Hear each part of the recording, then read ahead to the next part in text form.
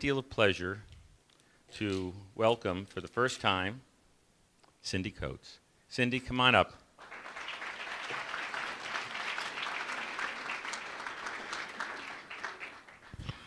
Thank you. It's all yours. Thank you. Hi. Yeah. Let's talk about the $500 million tax referendum. There is a proposed tax extension that would be on the November ballot. Okay.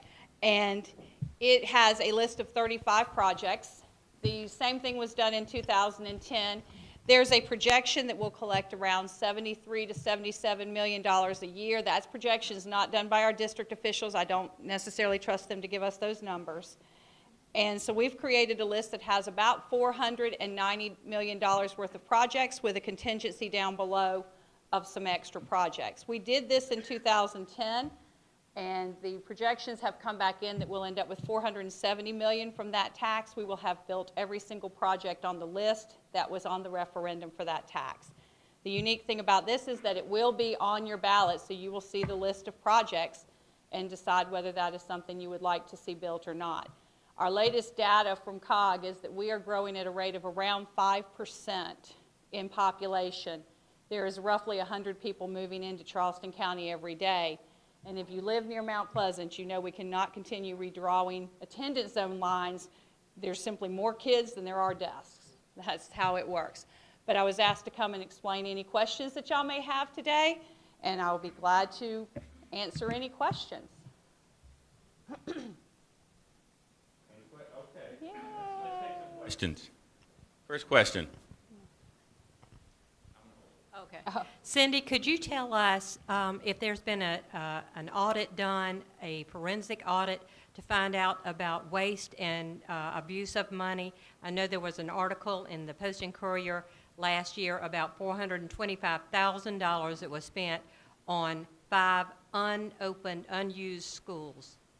There's two things in your question. Number one, when we created the 2010 ballot, the very first thing that we went out and did is we went to the mayors and leaders of every municipality and said, give us a list of your most brilliant, articulate, volunteer people. We have the CFO from Roper St. Francis, the CEO from South Carolina Fed. We have a Citizens Oversight Committee that reviews these. Interestingly enough, when we got 2 years into it, the Citizens Oversight Committee, which is independent of us, came to us and said, we think it's a good idea to have an audit done, and the audit came back very clean and excellent. The $425,000 on the unopened schools, we are required by insurance to keep those schools with power, alarm systems. I'm a sell, baby, sell kind of chick. If we're not using it, I'd love to sell it, but that's where that money is. Next question. Stand up. I'm holding. I don't give it up. You may run off with it. All right, Cindy, Dorchester District 2 has a school impact fee of $2,500 per home. Has any thought been given in Charleston County to having a school impact fee for new homes so that the people moving in can share in the cost of the school construction?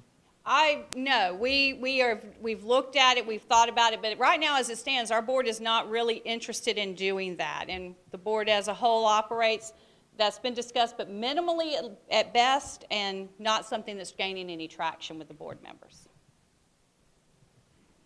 Yes, ma'am. I read a snippet about 12 libraries being built this year, and is that part of the list that you just mentioned? And can you explain what those libraries are?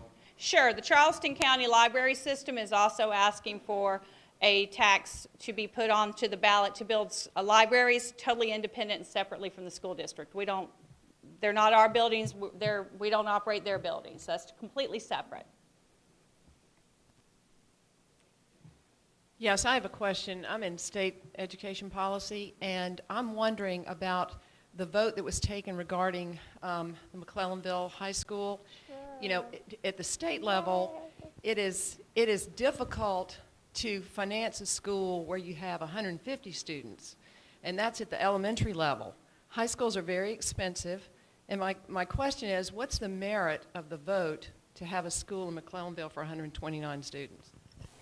That is an excellent question. Unfortunately, in the interest of full disclosure, I'll tell you that I did not vote to support that measure. I believe that we have, in Charleston County, we have something that does not exist anywhere else in the state of South Carolina, and that's a constituent district. And that is basically the federal government came in 1968 and said, we're going to combine your district into one.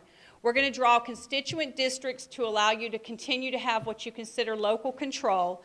We're going to set this entire thing up, and then we're going to give the authority of that to the state government. And so there is a lot of questions and concerns on whether can we build a school in District 1 and have students that technically live in District 2 go to that school? Can we build it further down and cross those constituent district lines?